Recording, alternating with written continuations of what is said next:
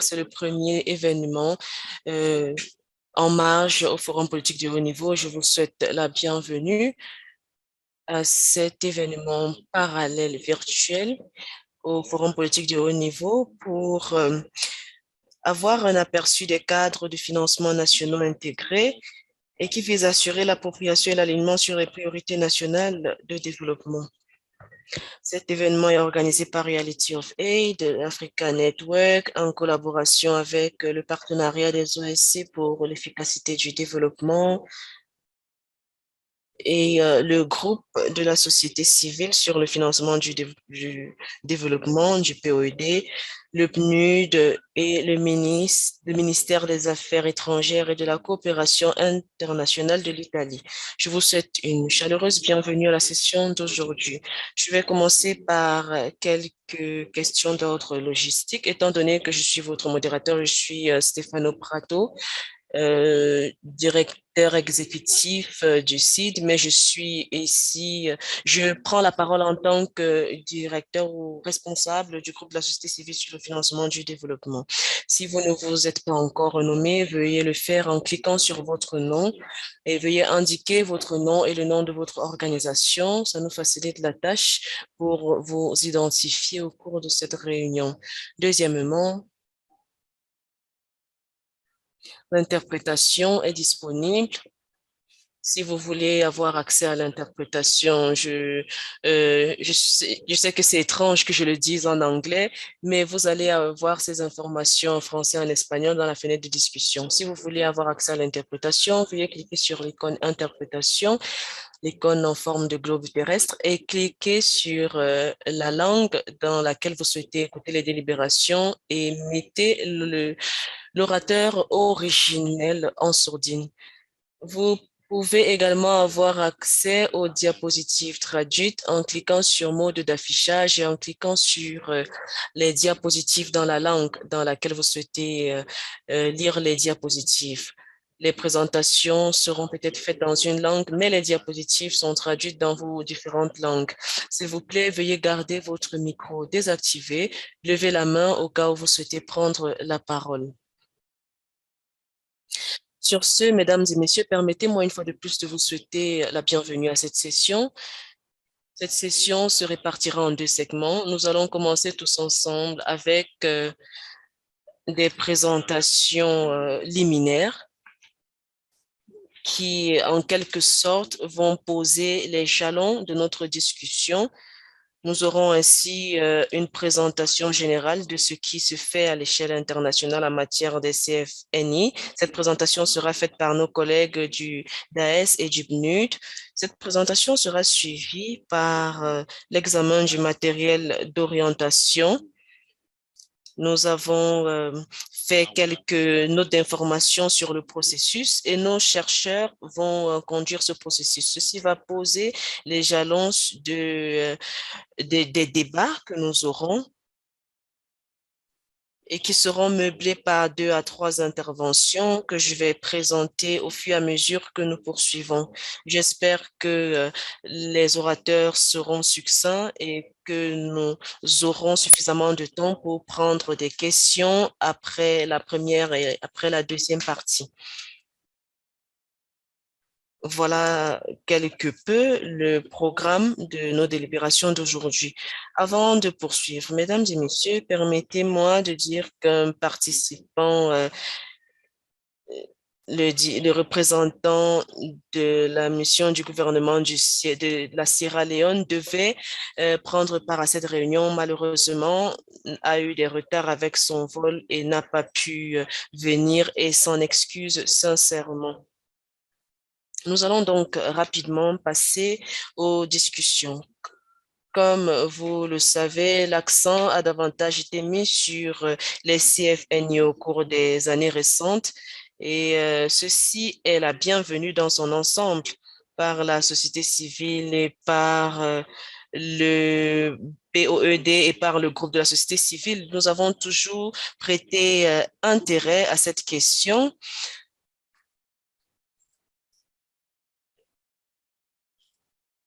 il serait important, ne serait-ce qu'en théorie, d'avoir des cadres de financement nationaux intégrés à l'échelle des pays. Toutefois, la pratique a été différente. Nous avons soulevé un certain nombre de critiques sur l'éventualité que des préoccupations soient soulevées suite à ces CFNI qui pourraient dévier l'attention de la communauté internationale et sur les perspectives de renforcement de ces CFNI. Il pourrait y avoir des tensions dans la manière dont nous essayons de domestiquer l'agenda de financement en le et en le mettant en œuvre. Tout ceci dépend des politiques internationales. Deuxièmement, et ceci sera le centre d'intérêt de ces discussions, c'est de voir comment ces cadres de financement, avec leurs partenariats, leurs mécanismes et les rôles des différentes institutions, pourraient être un risque ou pourraient dégrader l'appropriation nationale du financement du développement. Et c'est quelque chose dont nous discuterons longuement au cours de cette session. Enfin, nous allons également envisager les tensions qui pourraient découler des cadres de financement nationaux intégrés et la manière dont ceux-ci pourraient mobiliser des réformes politiques ou des instruments de politique qui sont déjà en conflit avec des objectifs internationaux tels que l'action climatique, etc. Nous allons également voir ce qu'il faut intégrer dans la boîte à outils pour renforcer les CFNI. Voilà donc de manière générale ce dont nous allons discuter, raison pour laquelle cet événement est co-organisé avec différents acteurs de la société civile et les acteurs du DAES, du PNUD et des gouvernements. Sans plus perdre de temps, et après cette brève introduction, permettez-moi de donner la parole à nos différents orateurs. Nous allons commencer par Shari Spiegel, qui est chargé des politiques et de la branche du développement et d'analyse du FSDO au DAES. Shari, vous avez la parole pour votre propos liminaire. Merci infiniment. Merci Stéphano pour cette présentation. Merci aux organisateurs pour l'organisation de cette réunion. Nous avons des présentations en diapositive que nous avons préparées avec le PNUD. Je ne sais pas si la présentation peut être projetée.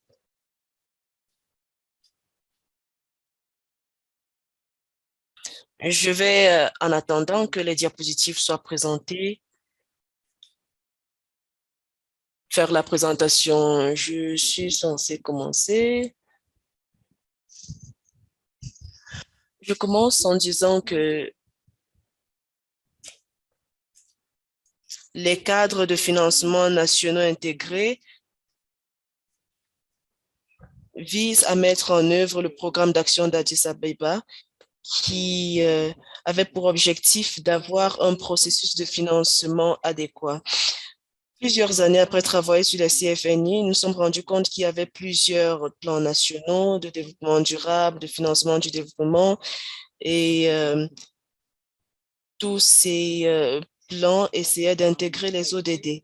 Mais très peu de ces cadres nationaux n'étaient financés ou alors la majorité de ces plans ne donnaient les détails sur le financement. Il a donc fallu penser à intégrer une perspective de financement dans ces cadres nationaux. Il a fallu mettre l'accent sur la manière dont les implications du financement dans certains secteurs s'imbriquaient, notamment le financement en faveur de l'action climatique, comment les politiques économiques impactent les politiques environnementales.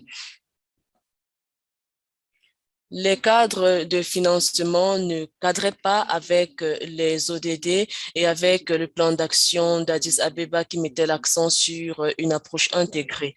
Mais Les CFNI ont également été motivés par une volonté nationale.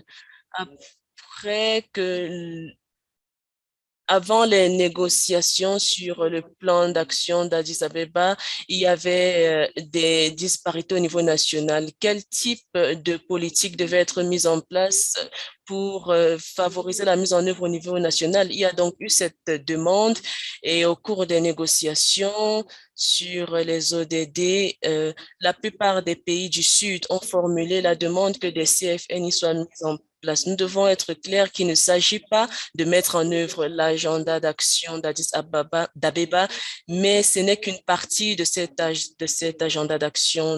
Nous avons à plusieurs reprises dit que les questions systémiques, les questions commerciales, les questions mondiales ne doivent pas remplacer ceci et ne sont pas censées les remplacer.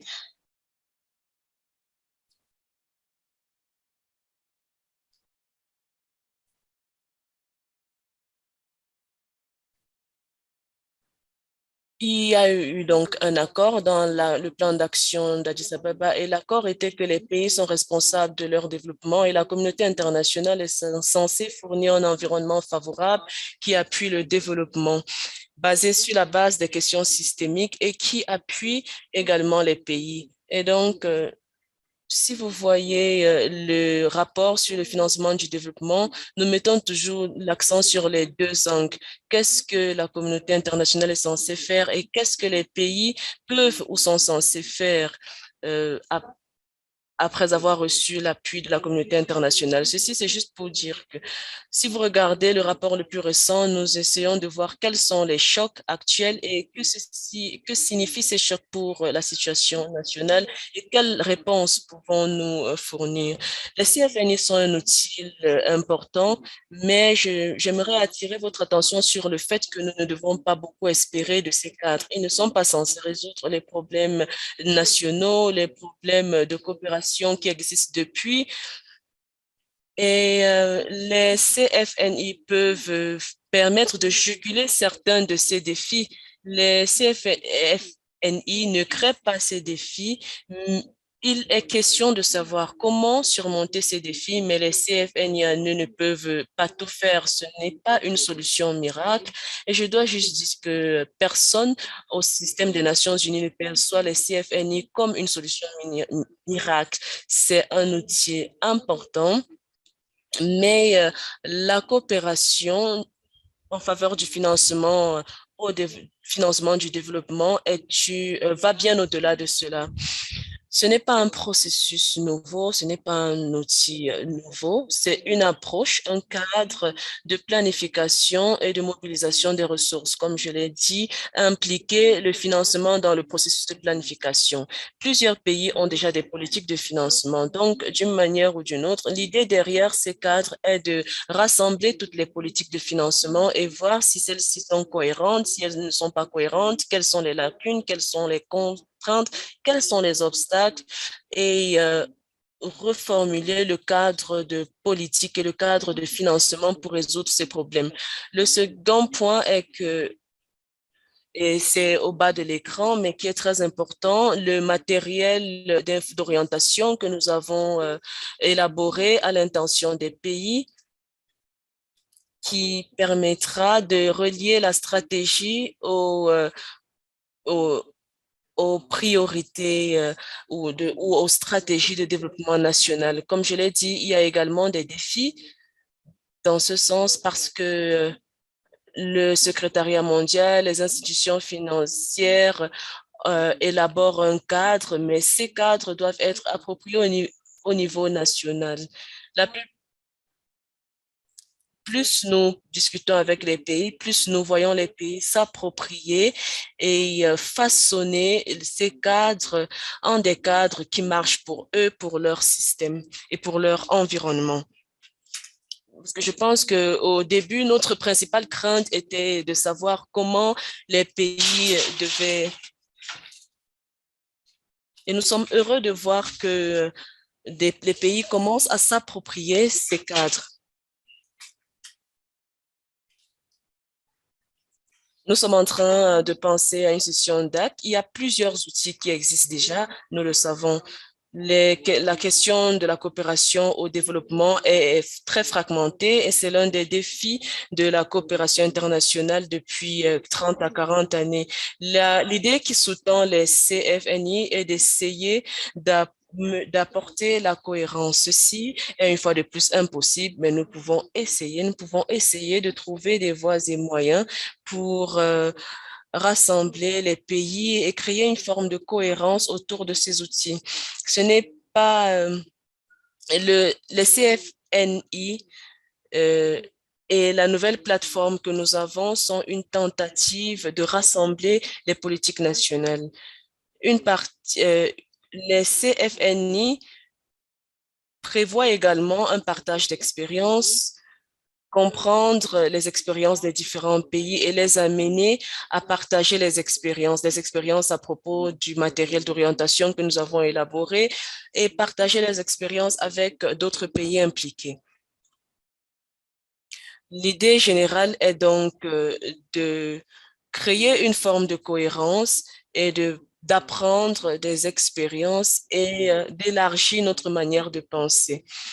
Ceci, c'est juste pour dire que voici les liens vers notre objectif. Le CFNI n'a pas fixé les ODD, n'a pas créé les accords sur le respect des droits de l'homme et ne fixe pas non plus les priorités nationales. L'idée est d'utiliser ces cadres pour renforcer ces accords qui existent et ces processus en essayant d'introduire un aspect financement. Nous ne sommes pas censés fixer ces objectifs, mais nous sommes censés dire que voici les idées qui ont été fixées par les pays et non par nous et comment est-ce que les pays peuvent améliorer la planification pour pouvoir s'acquitter de leurs objectifs. Prochaine diapositive. Comme nous le savons, les CFNI sont organisés autour de 5 blocs.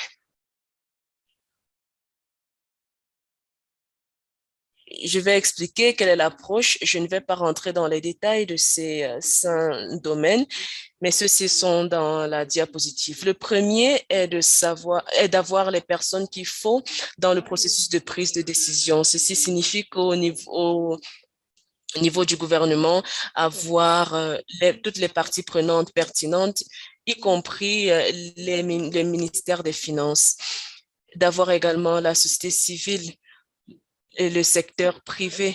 Le secteur privé n'est pas une partie prenante au sens où les individus ne sont pas impactés par les politiques mises en œuvre.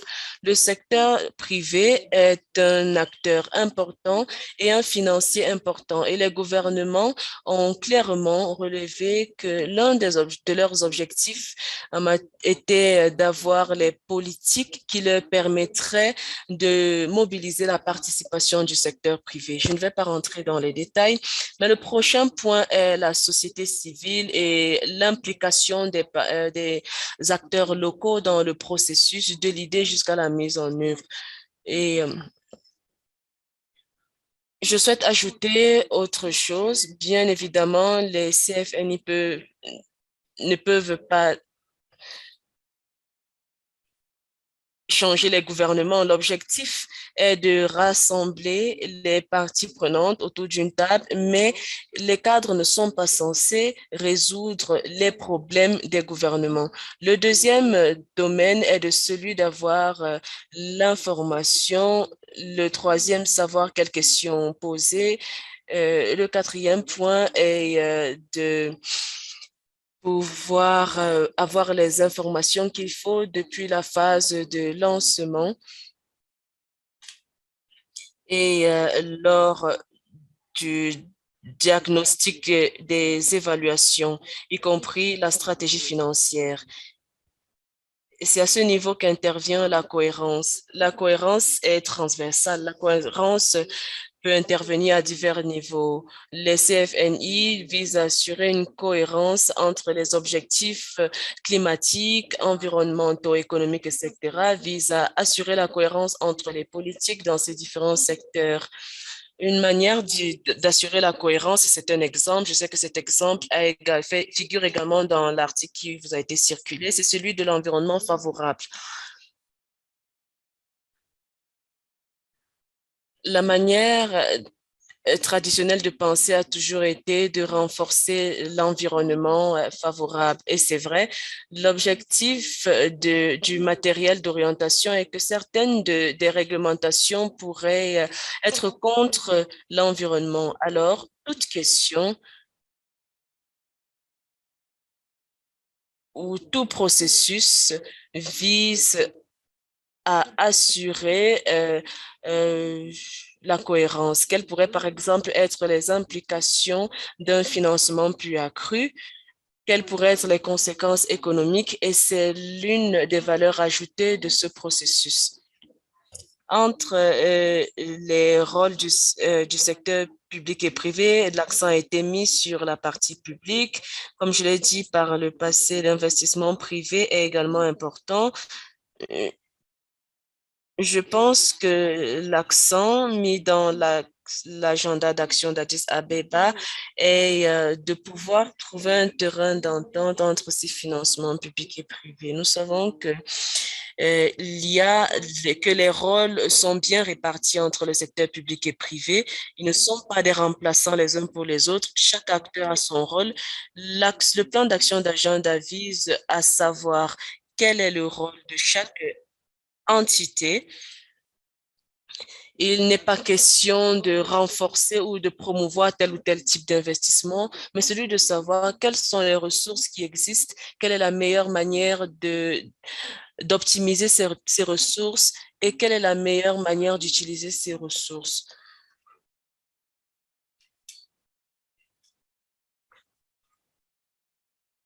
C'est un défi important. Comme je l'ai dit par le passé, les CFNI ne vont pas changer. Des décennies de défis de financement, mais sont censés essayer d'apporter une cohérence, sont censés rassembler les acteurs autour d'une table, et essayer de relever les défis auxquels nous sommes confrontés en matière de financement. Et nous voyons le rôle important que joue la société civile en ce sens. Nous savons tous que la mise en œuvre est fait toujours face à des défis. Alors, comment travailler ensemble pour optimiser la mise en œuvre? Je sais qu'il y a une grande ouverture d'avoir des feedbacks constructifs. Les matériaux les plus récents sont sur iff.org. Nous avons les expériences des pays, nous avons les feedbacks. C'est un processus d'apprentissage, c'est un processus d'apprentissage par les pairs. Et nous pensons que la méthodologie doit sans cesse être construite et voir comment cette méthodologie doit être mise en œuvre. La méthodologie n'est pas distincte de la mise en œuvre. Et donc, la mise en œuvre et la méthodologie doivent à tout moment être cohérente. Nous avons des informations sur sur divers points, notamment les PMA, les PID, etc., au niveau que vous pouvez avoir via ce lien. Et avec la société civile, nous travaillons également sur euh, le renforcement des capacités, sur la manière de rendre le renforcement de capacités beaucoup plus cohérent. L'idée derrière le renforcement de capacité des acteurs, c'est d'essayer d'assurer la cohérence. Ceci dit, je vais donner la parole à mon collègue. Merci infiniment, chérie, pour une présentation exhaustive et équilibrée. Vous venez de poser les bases de l'opportunité de cadres de financement intégrés. Vous avez clarifié ce que sont ces cadres et ce que ces cadres ne sont pas. Merci infiniment. Tout était clair. Je vais à présent donner la parole à Thomas Baloé, chargé des programmes au sein du pôle de financement durable du PNUD, pour ajouter à ce que vous avez dit. Merci infiniment, Stéphano et Chari, pour votre présentation. Est-ce que les diapositives peuvent être projetées à l'écran? Merci infiniment. Je ne serai pas long. Je vous remercie tout d'abord pour l'opportunité qui m'a été donnée. J'aimerais bien apprendre ou m'enquérir du point de vue de la société civile sur les cadres de financement intégré. Je vais prendre à partir de là où Chéri s'est arrêté. Il s'agit notamment de présenter les expériences des pays et je préfère dire pays émergents parce que, désolé Tom, s'il vous plaît, veuillez désactiver vos micros lorsque vous n'avez pas la parole, sinon il y aura de l'écho. Désolé, Tom, vous pouvez poursuivre. Ok, merci. Alors, je disais tantôt que je voulais mettre l'accent sur le fait que les CFNI sont un travail progressif. Au centre de ces CFNI se trouve l'accent sur les circonscriptions impliquées dans les politiques de financement. Nous accueillons favorablement au PNUD et dans le système des Nations Unies l'engagement de la société civile dans ces cadres de financement nationaux intégrés et nous essayons de voir comment les renforcer. Sur cette diapositive, vous voyez qu'il y a 86 pays qui ont des CNFI dans le monde. La plus grande partie de ces pays ont des mécanismes de supervision, des arrangements de coordination qui sont dirigés par les ministères des Finances, parfois les ministères de planification de l'économie ou par le bureau du Premier ministre. L'objectif étant que, ou bien le point étant que ou l'objectif étant que ces cadres soient dirigés par les pays.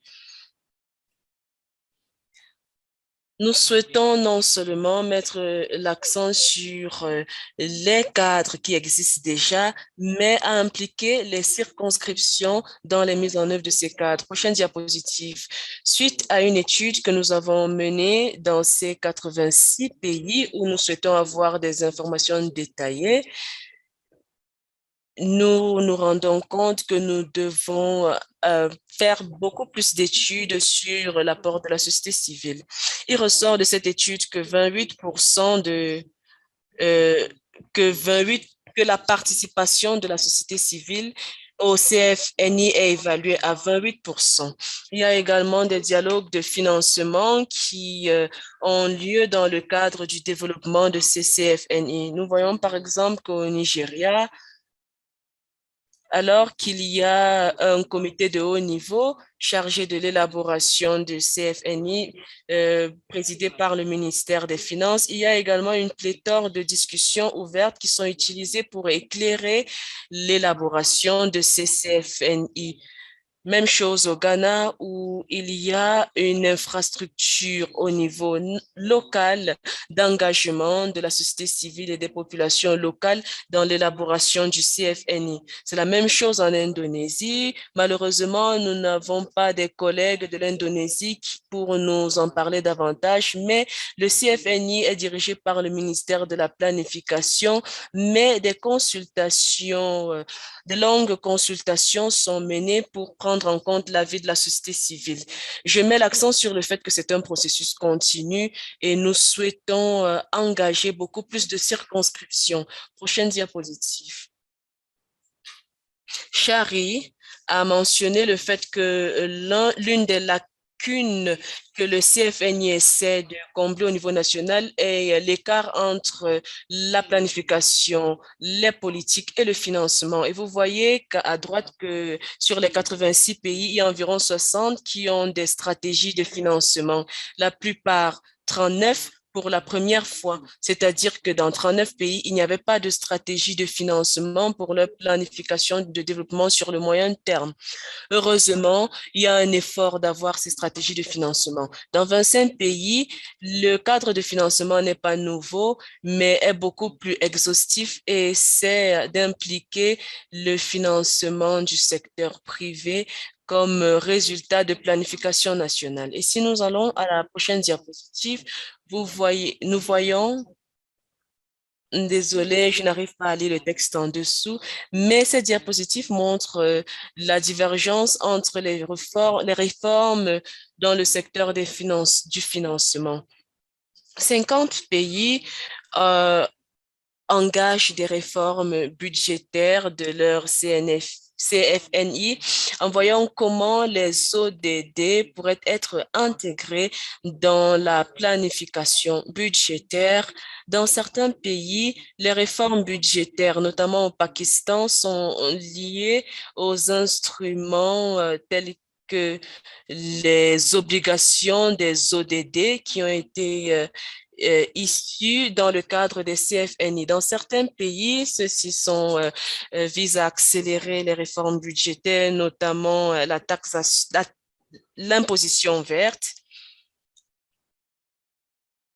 Nous avons également des pays qui engagent des réformes du secteur privé.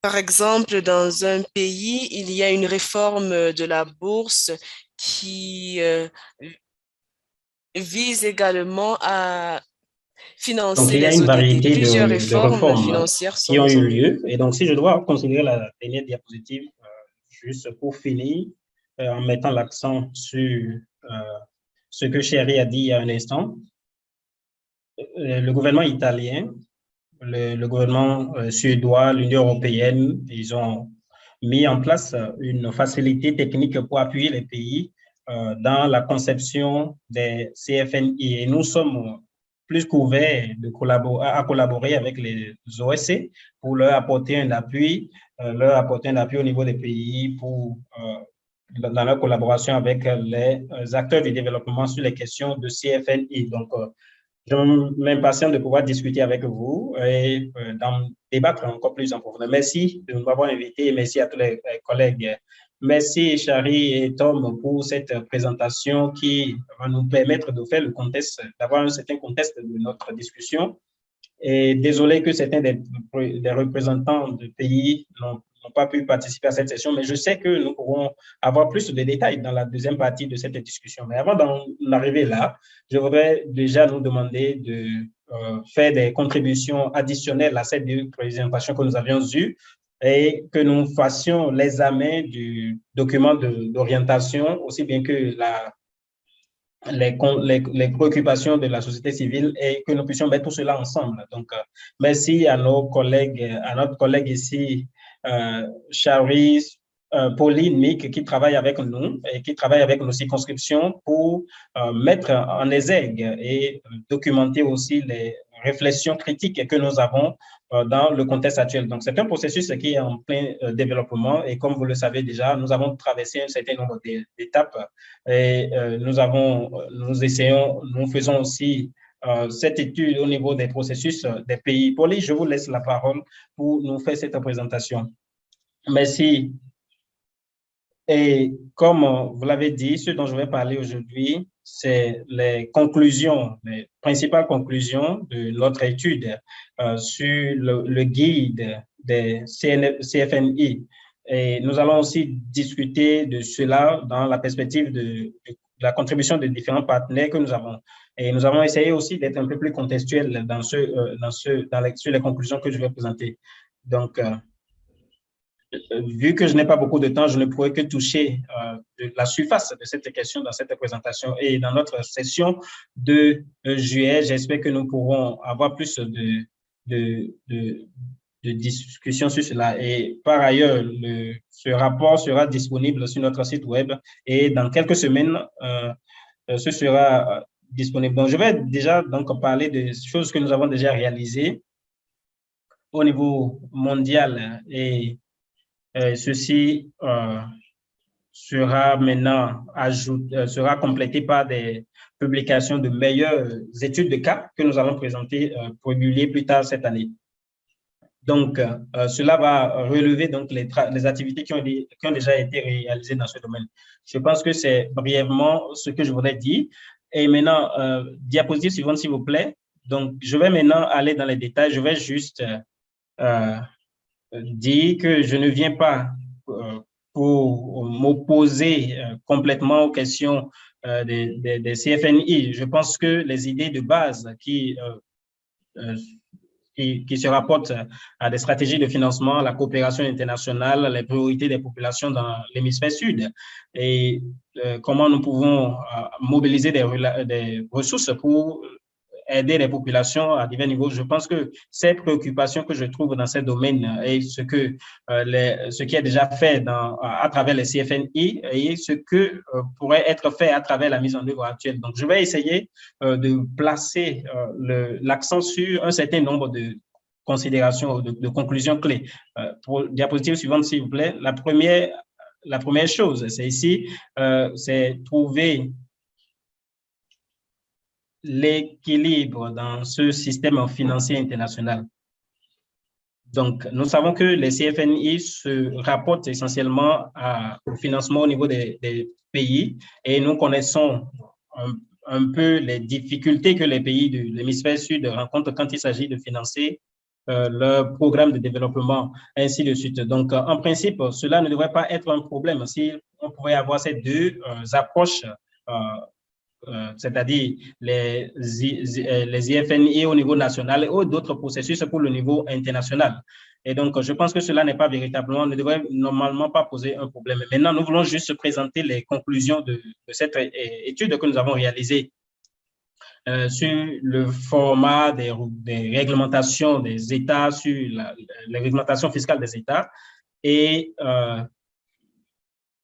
donc, nous avons une situation où nous devons faire un choix, soit stagner ou ne pas faire du progrès. Et donc, il y a des risques à tous les niveaux, au niveau pays, et cela constitue donc une préoccupation. Diapositive suivante, s'il vous plaît. Donc, l'examen recommande que les acteurs du processus de CFNI fassent tout ce qu'ils peuvent pour accélérer l'action sur les questions systémiques de gouvernance économique mondiale. Et les acteurs qui sont ici aussi, je pense qu'ils seront d'accord sur cette question. Nous savons que les CFNI ne sont pas un couteau suisse pouvant résoudre tous les problèmes. Donc, c'est juste une contribution. Diapositive suivante, s'il vous plaît. Je pense que là, nous allons maintenant parler ce que nous avons aussi identifié se rapporte plus à l'appropriation démocratique et la participation des détenteurs de droits dans l'hémisphère sud. Ceci se place à deux niveaux. D'abord, la relation entre les gouvernements dans l'hémisphère sud et les partenaires au développement. Nous voyons que cette relation est très complexe et plusieurs les intervenants avant moi l'ont dit cela, ont défini cela, ont présenté cela dans son contexte. Et pour résumer ceci, nous allons peut-être revenir sur cela dans la discussion parce qu'il y a beaucoup de détails à présenter, mais selon ce que j'ai vu, je ne vois pas qu'il y ait véritablement un risque de tension ou de guerre de pouvoir, principalement dans la mise en œuvre des processus de développement. Quand on parle des pays, des CFNI et des déséquilibres de pouvoir entre les partenaires, ces organisations riches de développement, ainsi de suite, et ces processus de développement. Donc, il y a beaucoup qu'on pourrait dire sur cela, mais il y a un risque potentiel. La deuxième dimension dont je voudrais parler, c'est l'appropriation démocratique. C'est ici maintenant au niveau du rôle, non seulement au niveau local, mais aussi la réponse, ou plutôt l'adéquation aux priorités des populations et des groupes. Et ici, je pense que ce serait important pour nous de mettre un peu plus l'accent sur cela, parce qu'il y a plusieurs références positives sur cet aspect. Et je pense que ce qui est sorti clairement dans cette étude, c'est le rôle que ces acteurs doivent jouer dans ce processus, non seulement de parties prenantes ou d'experts dans un processus, mais la participation est importante pour s'assurer que ce processus soit et l'appropriation démocratique de ce processus par les populations et que cela réponde aux priorités dans le domaine de l'inégalité et de la pauvreté. Pour diapositive suivante, le guide donne aussi quelques orientations pour vraiment améliorer l'appropriation. Diapositive suivante, s'il vous plaît. Donc, la troisième préoccupation se rapportait aux différentes options de politique qui sont proposées et les différentes approches qui existent. Et comme les orateurs qui m'ont précédé l'ont dit, il faut pas seulement une seule approche, mais il y a aussi des préoccupations sur les différentes options qui sont disponibles et qui sont ouvertes. Et cela doit être tout à fait équilibré dans un processus pour pouvoir vraiment donner le pouvoir au pays dans l'hémisphère sud.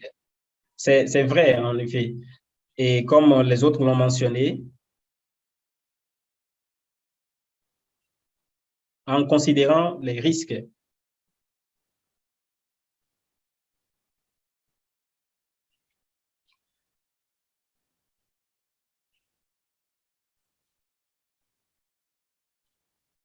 Donc, il faut, par exemple, prendre en considération les priorités et voir, par exemple, comment s'assurer de comprendre véritablement les différents risques qui existent dans les différentes approches qui sont disponibles.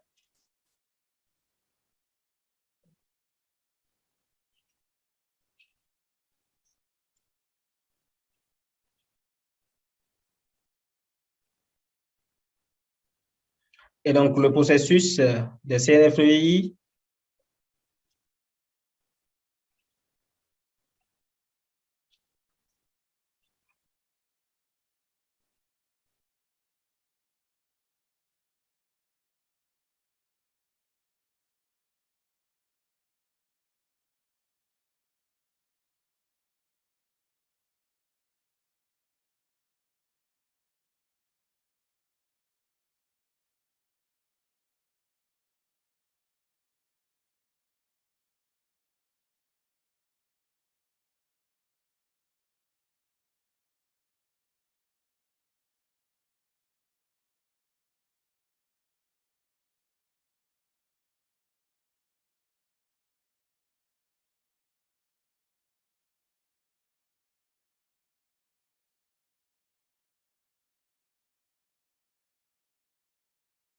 donc, il serait encore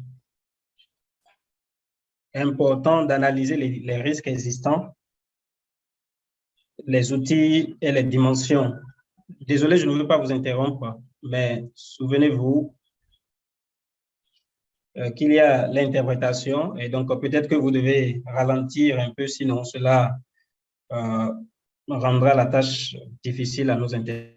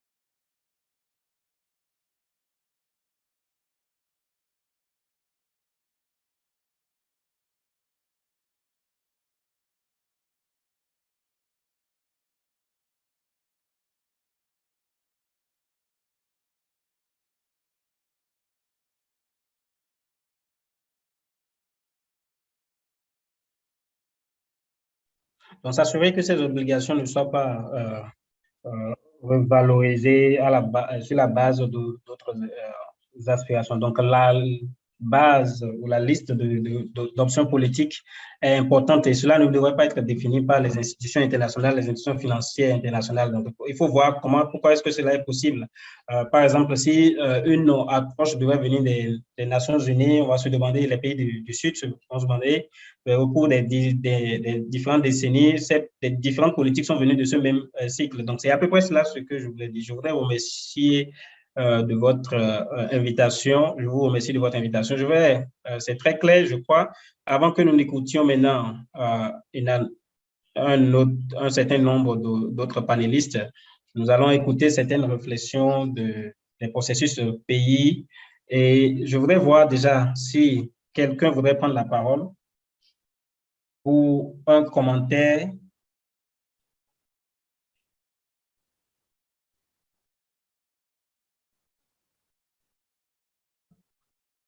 Levez votre main, mettez votre nom aussi dans la boîte de discussion. Je pourrais alors vous donner la parole. Je sais que nous avons entendu, nous avons intégré beaucoup d'informations. Peut-être que maintenant, il n'y a personne qui veuille prendre la parole, mais quand même, réfléchissez à ce que vous pourrez contribuer à cette discussion. Et donc, je vais continuer donc et prendre notre deuxième session espérant pouvoir avoir le temps d'écouter nos différents participants après. Donc, nous allons, dans cette deuxième partie, les deux approches, par exemple, dans le cadre du G20 et aussi des perspectives nationales en ce qui concerne la mise en œuvre des IFNCI. Donc, avant maintenant d'aller à la deuxième portion, je vais donner la parole au ministre Marco Ricci, qui est le président du groupe de travail de G20 sous la présidence de l'Italie et qui a une expérience longue sur ce type de processus. Je vais donc lui donner la parole pour qu'il puisse nous donner sa contribution sur le cadre du G20 et c'est aussi un plaisir et c'est un honneur pour nous parce qu'il y a une grande amitié qui existe entre nous et Marco. Marco, soyez le bienvenu parmi nous. Nous allons à présent vous écouter. Est-ce que vous pouvez me recevoir, s'il vous plaît? Oui, merci. Et merci à tout le monde merci pour cette introduction. C'est vrai que nous coopérons et nous travaillons beaucoup il y a quelques années et malheureusement maintenant nous n'avons plus nos chemins ne se sont plus croisés aussi souvent que par le passé. Comme Stéphane l'a dit, je prends la parole à mon ancien poste comme président du groupe de travail du G20 sur le cadre du G20 pendant la présidence italienne. Je voudrais partager ma contribution avec vous et aussi vous donner une idée plus globale de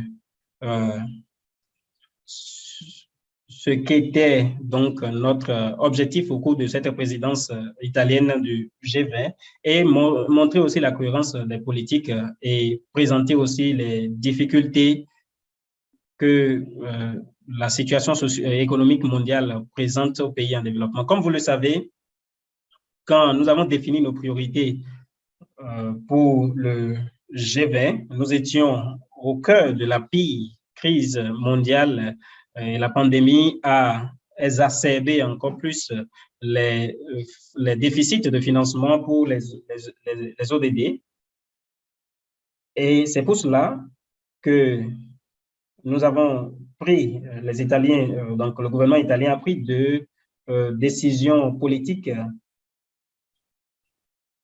pour en découdre avec la crise que nous connaissions en 2020 au sein du G20. Donc, je voudrais vous rappeler déjà que nous avons étendu l'initiative de suspension de la dette et surtout pour les pays à revenus faibles. Disons, 50 pays à revenus faibles en ont bénéficié.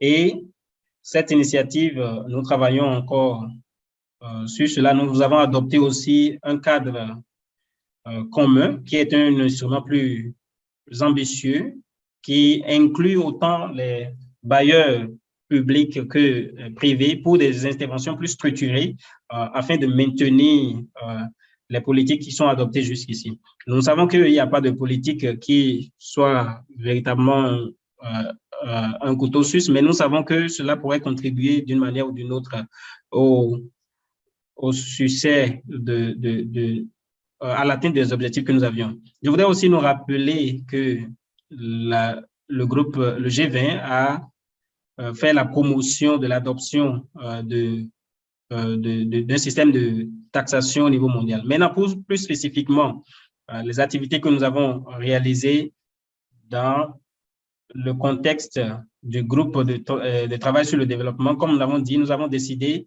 de prioriser le thème du financement du développement et plus important encore, nous avons essayé d'appuyer donc les institutions ou plutôt les cadres internationaux de financement. Et donc, pour la toute première fois, l'Italie a, dans le contexte du G20, nous avons organisé une réunion des ministres du développement et c'était en fin juin. Et à cette occasion, les ministres avaient été invités à cette réunion pour soutenir donc les questions se rapportant au CFNI. Et cela a été adopté par le groupe de travail sur le développement du G20 et cela a permis la création du cadre du G20 pour l'appui volontaire au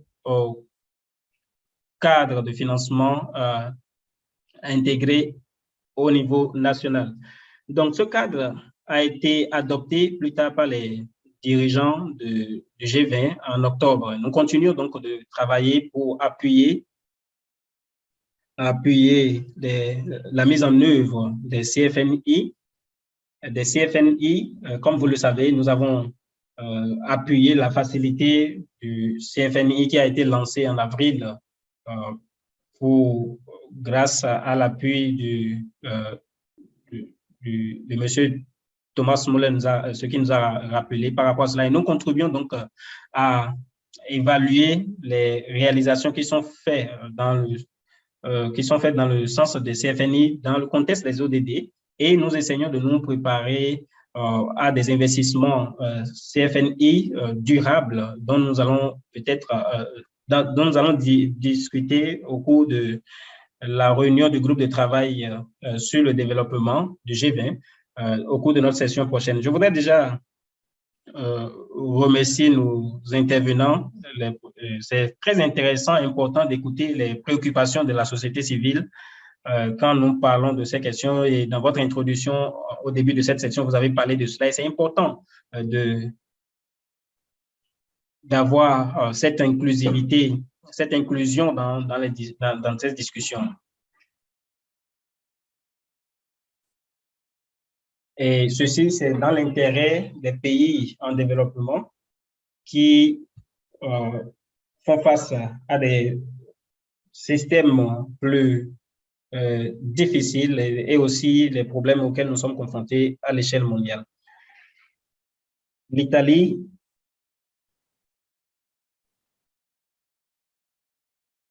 est un grand soutien du leadership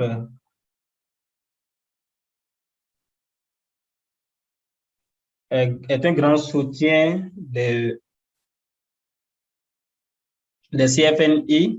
Et pour conclure, je voudrais remercier Reality of Aid Afrique pour l'organisation de cette session et vous dire que c'est une grande opportunité pour nous de discuter de ces questions, que ce soit au niveau national, régional ou international. Et je vais continuer à apporter des contributions au cours de cette session quand l'opportunité me sera donnée. Merci Marco et c'est véritablement un plaisir de vous retrouver au cours de cet événement parallèle. Je vais maintenant continuer avec nos deux orateurs des OSC et ensuite nous pourrons avoir une session de discussion et je pense que nous voulons toujours écouter Shari et peut-être Polly aussi après qu'ils auraient écouté les différentes présentations de la société civile. Donc je vais commencer par Vitalis Mecha qui est le directeur de Reality of Aid Africa et qui en fait nous a réunis ici aujourd'hui et qui est co-organisateur. Il est aussi le co-président du partenariat mondial pour l'efficacité, la coopération efficace au développement. Et donc, ce serait intéressant de l'écouter de cette perspective, aussi bien que de la perspective du Kenya. Et ensuite, nous allons écouter Rodolfo Laroy, qui est chargé de politique, communication et formation à Ibon International. Donc, nous allons écouter sa perspective depuis les Philippines aussi. Alors, Meja, est-ce que vous êtes ici? nous vous laissons la parole. Merci, mon cher ami et frère Stéphano.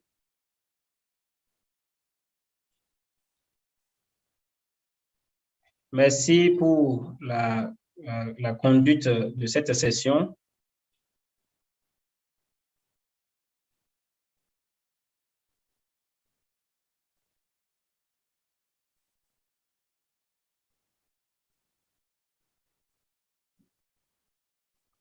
Avec tous les défis internationaux auxquels nous sommes confrontés en ce qui concerne surtout le financement et les questions émergentes qui nécessitent du financement pour que nous puissions les aborder.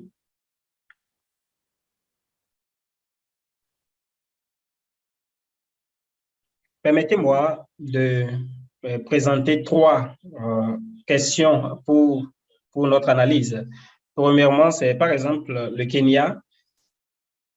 Le pays est encore en train de développer un CFNI et conformément à ce processus, le gouvernement a lancé un groupe technique de pilotage pour faciliter le processus et cela incluait la société civile, les autorités au niveau local et les fondations.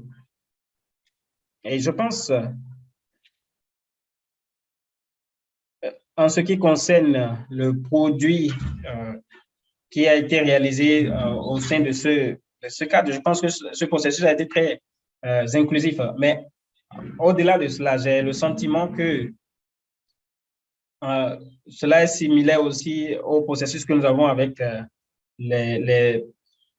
où vous avez par exemple des consultants qui viennent de l'extérieur, qui viennent maintenant pour venir analyser les systèmes, produire un rapport, une ébauche de rapport. Et je pense que cela a véritablement des barrières sur l'appropriation et aussi sur comment nous institutionnalisons et nous internalisons le processus au sein des systèmes du pays.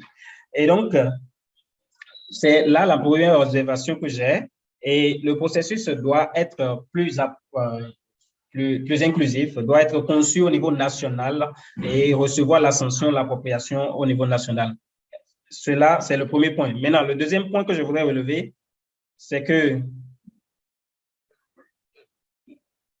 cela vient comme des stratégies au sein des ministères des Finances, des Finances. Mais quand nous parlons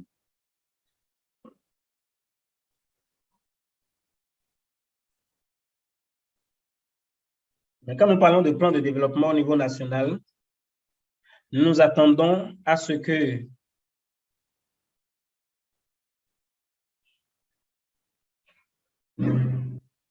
d'un point de vue financier, cela ne va pas au-delà du ministère des Finances. Et cela met en question le problème de l'appropriation au niveau national, au niveau du gouvernement. Parce que si c'est un seul ministère qui s'occupe de cette question et que les autres ministères du gouvernement ne s'impliquent pas cela, alors ce n'est pas véritablement bien. Et donc, nous devons analyser cela. Maintenant, la question fondamentale, et je pense que Stéphano a déjà relevé cela, c'est quelle est l'économie politique et comment est-ce que nous nous assurons qu'au-delà des réformes mondiales dont nous avons besoin, qu'il y a aussi des économistes politiques qui puissent se focaliser sur ces questions. Je pense que le système reconnaît d'autres systèmes pour la planification financière, les anciens systèmes existants. Et donc, nous devons nous poser quelle est la valeur ajoutée, la question de savoir quelle est la valeur ajoutée de ce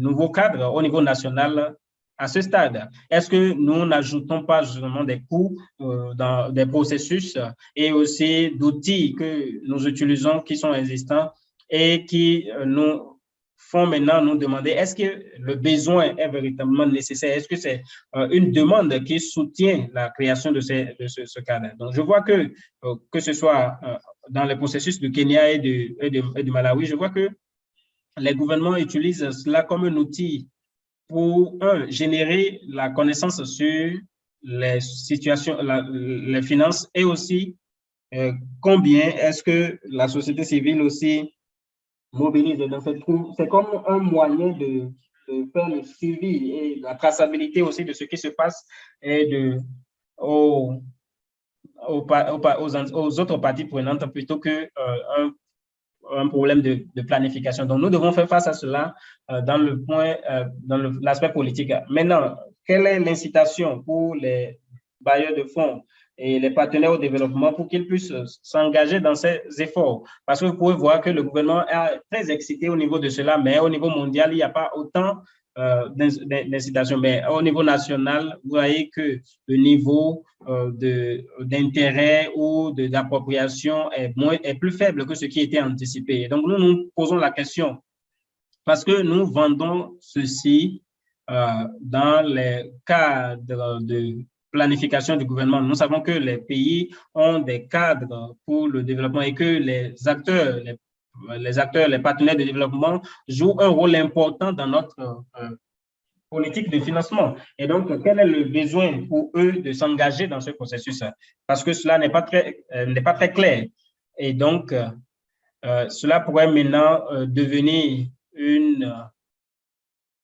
un autre point, une autre embûche pour les gouvernements. Alors, l'autre point, c'est quels sont les changements comportementaux dont nous avons besoin dans cet exercice, principalement de la perspective des partenaires au développement. Ce n'est pas suffisant de dire que nous avons un outil, mais comment est-ce que cet outil conduit à des changements comportementaux dont nous avons besoin pour financer les ODD? Je pense que ce lien n'a pas encore été clarifié. Et il y a aussi l'appropriation démocratique. Je pense que, comme je l'ai expliqué, il est important que quand nous pensions à l'appropriation démocratique, toutes ces parties prenantes soient intégrées, soient incluses dès le début pour que nous puissions avoir les thèmes de référence. Nous pouvions nous accorder sur les questions clés, les aspects clés et au-delà de cela, nous devons nous assurer que nous mobilisions toutes les parties prenantes dont nous avons besoin. Sinon, cela ne fait pas vraiment sens de dire que ceci est un outil gouvernemental, mais finalement, personne ne l'utilise, personne n'est intéressé par cela. Je vous remercie donc de votre aimable attention. Merci, frère majeur. Il va toujours droit au but. Rodolphe, avez-vous des éléments à ajouter à ce que Medja vient de nous dire et peut-être nous donner une perspective nationale? Merci Stefano et Medja pour ces réflexions importantes. J'ai une présentation, un PowerPoint. Je vais dire que ma présentation portera sur les programmes du CFNI aux Philippines. Comme je le partagerai plus tard, étant donné la mise en œuvre des CFNI en Philippines, je pense que ces cadres seront améliorés à l'avenir. Pour le moment, il y a déjà quelques recommandations par lesquelles je terminerai et peut-être des questions. Prochaine diapositive. Pour rapidement dresser le contexte de manière plus large, dans les Philippins et les Philippines font face à une crise économique en plus d'autres crises. Et ceci est en rapport avec l'histoire de la dépendance du gouvernement philippin envers l'aide extérieure et les priorités et ce qui a mobilisé les priorités politiques des Philippines pendant longtemps. Je pense que l'une de nos préoccupations actuelles en matière d'orientation des CFNI, nous sommes cités comme exemple de comment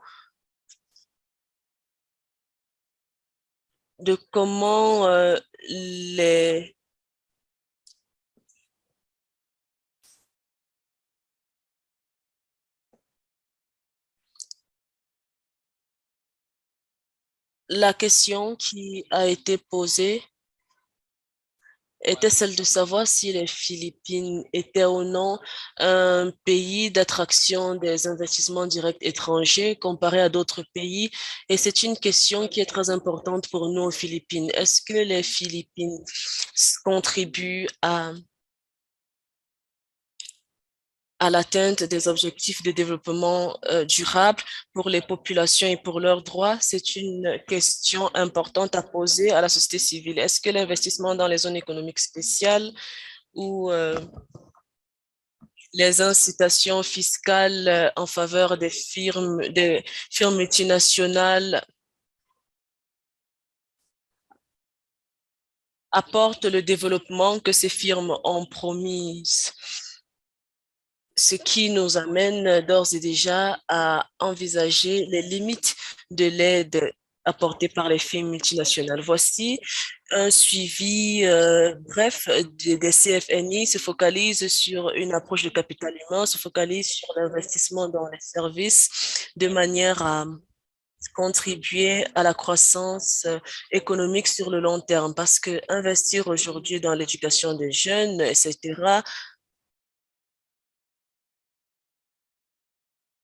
fera en sorte que nous ayons une population en santé et éduquée, et ce qui contribuera au développement. Les centres d'intérêt de l'ODD seront sur l'éducation, l'égalité de genre, qui se focalise sur le capital humain.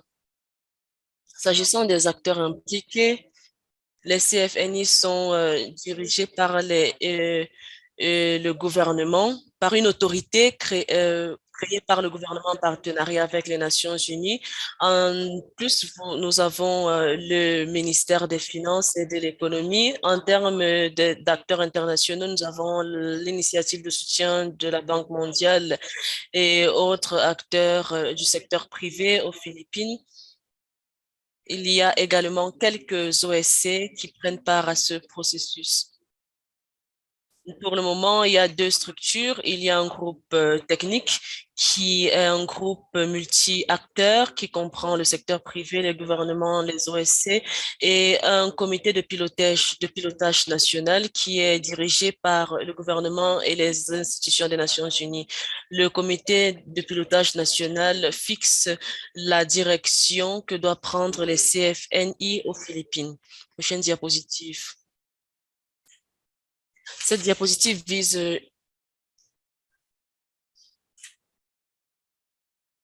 juste à montrer, et cela a été relevé par un intervenant qui m'a précédé.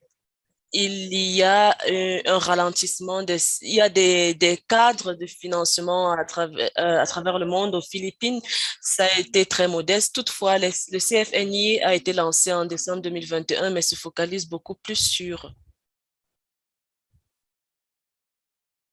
le développement mobilisé par le capital humain, l'investissement dans la jeunesse, la participation des différentes parties prenantes, y compris la Banque mondiale. Les trois sous-points sont les réalisations du CFNI aux Philippines. Mais comme vous pouvez le voir, beaucoup reste à faire. Prochaine diapositive, je vais me focaliser sur la manière dont le gouvernement philippin a mis l'accent sur l'attraction des investissements étrangers depuis les années 70 jusqu'à aujourd'hui. En tant que société civile, et s'agissant du cadre du CFNI aux Philippines, la narrative que nous appelons la narrative des lacunes de financement est reproduite dans ce programme conjoint. Malgré le langage utilisé de multiples ressources. En pratique, ce cadre ne met que l'accent sur le capital privé. Prochaine diapositive. Ma deuxième préoccupation est liée au fait que, tel qu'il est articulé, le CFNI est une approche qui appuie les pays. Dans ce cadre, le programme conjoint est un catalyseur un programme catalyseur qui fournit la capacité technique d'aligner les finances sur les objectifs de développement durable, mais aucun pays, en particulier le nôtre, ne souligne le caractère politique ou de planification de développement. En particulier, comment le CFNI hériterait de la longue approche d'attraction des investissements directs étrangers de notre pays.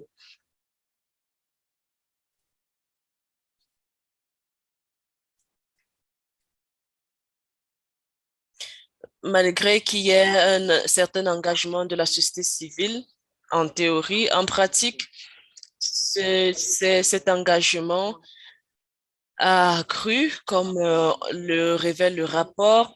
Nous n'avons que 4 à 5 organisations de la société civile et l'engagement de la société civile n'a pas la portée qu'il devait avoir. Enfin, je vais souligner 2 points dans la dernière diapositive qui sont beaucoup plus des questions pour la voie à suivre aux Philippines. Nous souhaitons savoir si le CFNI philippin, malgré les progrès modestes, a été véritablement démocratique. Je suis d'accord avec Tom qu'il faudrait renforcer la participation de la société civile. Il faudrait élargir les circonscriptions dans le cadre des Philippines. Et ce qui n'est pas peut-être envisageable vu le rétrécissement croissant de l'espace civique. Deuxièmement, est-ce que les organisations des personnes les plus marginalisées, où se trouvent les organisations des personnes les plus marginalisées, où se trouvent les syndicats et les associations de populations rurales? Comme je l'ai dit plus tôt, ces questions doivent être posées. Une autre question importante est celle qui porte sur la structure du CFNI.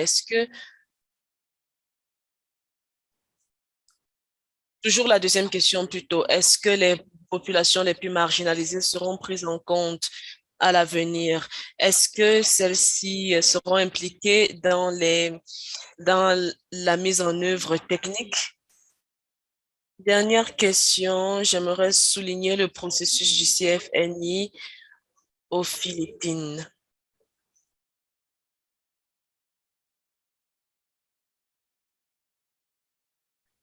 Alors que nous avons la Chambre de commerce dans la structure du CFNI représentée par les grandes entreprises, l'engagement de la société civile et l'engagement des groupes les plus importants qui devraient figurer dans ce processus ne sont pas pris en compte.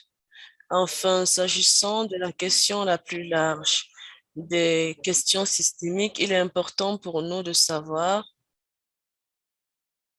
comment le CFNI s'aligne sur les priorités de développement national. Met-il l'accent sur des questions structurelles en matière de financement aux Philippines? Les questions quant au régime fiscal continuent de se poser, un régime qui est décroissant. Est-ce que la question sur l'endettement ou la dette se pose? Est-ce que les questions sur le commerce sont posées et sur la manière dont on pourrait changer la nature importatrice des Philippines? Comment est-ce qu'on pourrait également améliorer les capacités industrielles du pays? Deuxièmement, est-ce que le processus du CFNI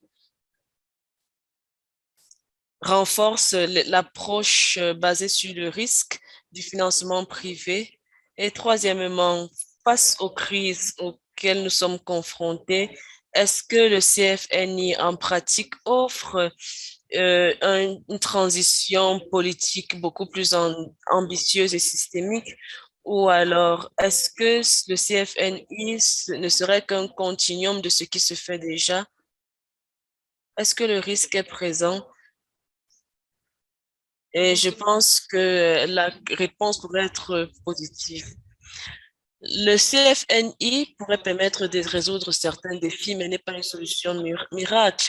Alors, nous aimerons savoir quelle est la cible. Les pays et le système international doivent désormais envisager des processus ambitieux Il faudrait prioriser le financement public, les mouvements sociaux, la société civile, les droits de l'homme, etc. Merci, Rodolfo, pour cette présentation exhaustive et succincte. Vous avez présenté une perspective macro du CFNI. Je peux voir que personne ne souhaite prendre la parole, mais je souhaite revenir à Chari et Tom pour voir s'ils ont des commentaires liés à ce qu'ils ont entendu jusqu'ici. C'est après quoi nous allons conclure parce qu'à 9 heures, nous avons le lancement officiel, l'ouverture officielle du forum politique de haut niveau. Chari, Tom, je vais donner la parole à Amal qui a levé la main avant de revenir à vous. Amal. Bon après-midi depuis Londres. J'ai deux commentaires. Comment assurer des opportunités égales aux représentants des OSC? Est-ce qu'il y a des critères qui sont identifiés pour la sélection des OSC qui prennent part au processus? Deuxièmement, et peut-être je n'ai pas bien compris, quel est le mécanisme de suivi qui a été mis en œuvre pour suivre la mise en œuvre effective de ce processus? Troisièmement, et je m'excuse pour cet ajout, est-ce qu'il y a des données fiables dans ce pays?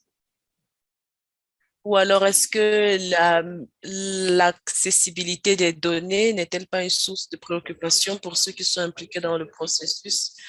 Merci, Amal. Emilia du groupe des femmes. Emilia du groupe des femmes veut prendre la parole. Merci infiniment pour cette conversation combien riche. Rapidement, dans la même lancée que Laurie, j'aimerais savoir comment ces cadres suivent les recommandations faites par le groupe du GIEC.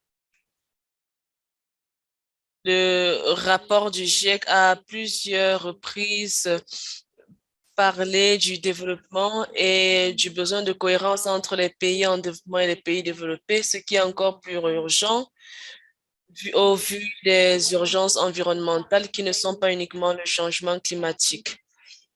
Quelle est la science qui sous-tend les recommandations qui présentent l'urgence environnementale d'aujourd'hui? Nous ne voyons pas un point de vue féministe ici,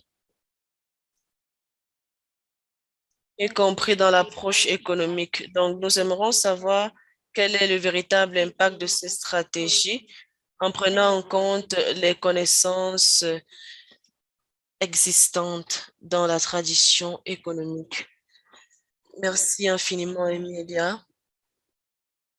Pooja, vous avez la parole.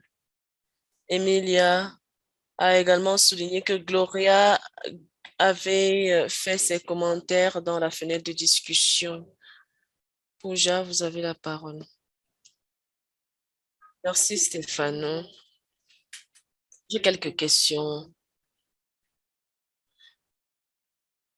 S'agissant de la rationalisation des stratégies existantes par les CFNI, je pense qu'une cartographie a été menée et qui recensait environ 200 stratégies nationales. Nous aimerons savoir comment ajouter un nouveau cadre pourrait aider. La deuxième question rejoint Emilia qui souhaite savoir si le CFNI sera utile. Est-ce que on a réfléchi à l'impact que pourrait avoir ceci dans les pays en développement où l'espace démocratique est quelque peu rétréci? Pourquoi est-ce que nous n'avons pas une étude par groupe de pays développés et non développés? Merci, Pooja. Je reviens à Shari et Tom. Je ne sais pas qui souhaite prendre la parole en premier. J'aimerais avoir votre point de vue. Et si tout panéliste souhaite prendre la parole pendant 1 minute, on pourra lui donner 1 minute. Shari. Merci infiniment pour tous les commentaires et pour les présentations excellentes qui sont exactement ce que nous souhaitions tirer de ces discussions. Je vais faire quelques commentaires rapidement à Pooja. Ce n'est pas un outil supplémentaire. L'exercice de cartographie faisait partie du processus des CFNI pour savoir ce qui existait déjà. Il y a beaucoup trop d'outils, comme nous le savons, qui pourraient rentrer en conflit. La première étape était donc d'essayer de les rassembler et de les rationaliser en un outil. Ce n'est pas un outil supplémentaire, c'est un outil de rationalisation. Et ceci rejoint la plupart des commentaires qui ont été faits. Ce n'est pas un processus de création d'un outil, mais c'est un cadre.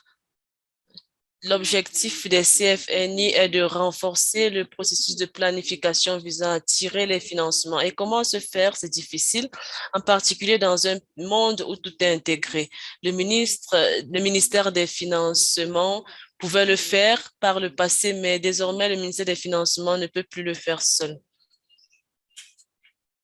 Il faudrait donc impliquer les différents acteurs et ce, aux divers niveaux de planification. Et donc, cet outil vise à rationaliser les outils qui existent pour créer une approche plus intégrée et pour rassembler les outils d'appui.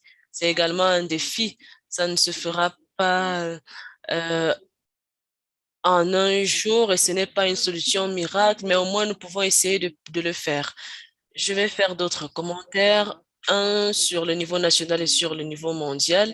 Nous l'avons fait dans le cadre d'un accord. Les grandes questions fiscales et autres doivent être résolues, mais ce n'est pas parce qu'il n'y a pas un accord dessus que nous n'y pensons pas.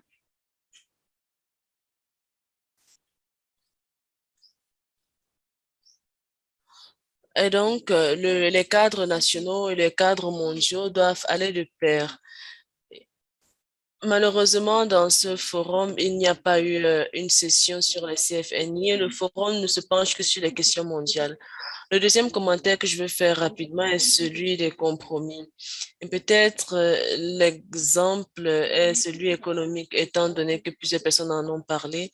Lorsqu'on voit les CFNI, l'accent est mis sur les pays en développement parce que ce sont ceux qui utilisent ces cadres, malgré que c'est un cadre qui doit être beaucoup plus large. Et la raison pour laquelle, et nous essayons de faire des études pour voir comment celui-ci peut aider les pays. Nous ne sommes pas censés fixer les objectifs, nous ne sommes pas censés dire voici ce qui doivent être les objectifs. Nous les relions aux ODD qui sont durables, équitables, inclusifs.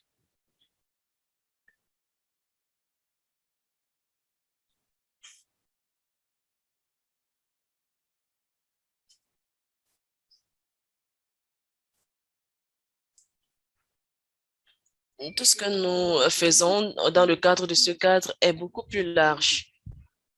Certes, tout le monde pense à la science et aux analyses. En ce sens que quand nous pensons, nous réfléchissons au travail que nous faisons, c'est juste en fait pour dire qu'il n'y a pas, si vous voulez penser aux pays développés, qu'est-ce que cela veut dire de parler de développement durable là-bas? Cela a un sens. Et donc, peut-être que ces pays-là aussi doivent faire des CFNI, peut-être leur montrer ce que nous faisons. Nous avons déjà discuté avec des pays qui ont de très bons plans dans ce domaine. Et penser peut-être, par exemple, présenter cela pour avoir la conversation avec un certain nombre de pays. On peut faire des présentations dans un pays. Parce qu'aucun pays ne fait cela de façon parfaite. Donc, essayez de voir ce qui se fait. Donc, je ne pense pas que nous lions cela aux ODD, mais nous lions cela aux producteurs des gouvernements. Donc, cela ramène à la question. Cela. Donc, comme notre collègue l'a dit, les PSP, est-ce que je prends trop de temps parce que nous n'avons qu'une minute de plus? Nous parlons donc de ces expérimentations depuis le premier jour. Donc, est-ce qu'il y a des erreurs qui ont été faites? Alors, quels sont les autres moyens, les nouvelles capacités que nous pouvons développer pour que les acteurs externes ont leur connaissance, apportent leur connaissance, mais l'expertise au niveau national maintenant prend la décision qu'il faut. Donc, il y a plusieurs outils qui sont, il y a beaucoup de travail à faire ici pour penser, pour réfléchir à comment est-ce que nous évitons les problèmes que nous avons, les erreurs que nous avons faites par le passé. Je pense que l'exemple du Kenya est très intéressant et même dans la discussion avec les Philippines, c'est que le gouvernement, c'est au niveau d'un pays, c'est un pays et le pays est dirigé par un gouvernement, donc nous ne pouvons pas. Donc, il y a cette tension qui existe entre dire nous voulons que la société civile vienne, nous voulons que le gouvernement vienne, ainsi de suite. Et, et peut-être que le gouvernement n'a même pas envie d'inviter la société civile dans leur politique. Donc, nous voulons que les partis externes les obligent à faire cela. Non, mais c'est pas bien. Donc, nous devons présenter les difficultés importantes que cela relève. Cela suscite au niveau des pays. C'est important ici, par exemple, d'écouter votre voix et que vous soyez engagé dans ce processus et que vous continuiez à rendre cet outil le plus utile possible. Donc, je voudrais faire d'autres commentaires, mais je pense que j'ai déjà pris trop de temps. Et donc, je vous redonne la parole, Stéphano. Merci, Chari. Je pense que cela, c'est un bon exemple de comment nous pouvons maintenir cette conversation. Nous n'avons plus beaucoup de temps. Tony, je ne sais pas si vous avez un point important à partager, sinon nous allons clore cette session. Stéphane, juste pour dire, déjà pour vous dire merci et mettre l'accent sur le fait que la contribution que les parties prenantes de la société civile nous ont apportées sur le processus sont des contributions importantes. Le succès de tous ces efforts pour intégrer les cadres de financement au niveau national, reste quand même la responsabilité aussi des OSC. Donc, nous devons avoir des discussions plus régulières plutôt, entre nous-mêmes ici et aussi avec essayer de mobiliser, d'inclure la société civile dans tous les cadres au niveau de tous les pays. Merci Tom et merci à tout le monde pour vos différentes contributions. Je sais qu'il y a des commentaires qui ont été envoyés dans la boîte de discussion et Dakoum Bassé a mis aussi comment on pourrait comprendre le fait que cela peut se lier à des situations de conflit dans certaines régions et cela pourrait être exacerbé par un certain nombre de facteurs qui ne sont pas pris en compte comme il se doit dans le processus de développement. Chers collègues, c'était une discussion intéressante. Je n'ai pas besoin de faire un résumé de ce qui a été dit, mais je voudrais juste dire qu'il y a des attentions qui sont relevées entre la théorie et ce qui se passe sur le terrain. Donc, comment les bonnes idées peuvent parfois se retrouver dans des situations de statu quo et même emportées par d'autres dynamiques. Donc, c'est pour cela qu'il est très important de continuer cette discussion, continuer l'examen de ce qui s'est passé et continuer à donner des rétroactions sur la théorie originale et avoir des contributions pour améliorer cela. Donc, c'est le travail que nous engageons à continuer à faire en tant que société civile, en tant que plateforme des OSC sur les questions de développement. Et nous serons plus que ravis de continuer à faire avancer cette discussion et aussi nos contributions dans les études de cas au niveau des pays. Et nous pensons que cela aidera à comprendre où se situent les lacunes et comment les combler. À part ce programme, nous travaillons sur d'autres questions importantes et nous voulons qu'elles soient prises en considération dans les réformes, dans les institutions. Et c'est pour cela que je voudrais clore cette session et vous inviter à un événement parallèle demain qui est organisé par une société civile sur les perspectives et les opportunités dans le processus de financement pour la conférence, la 4e conférence sur le financement du développement qui sera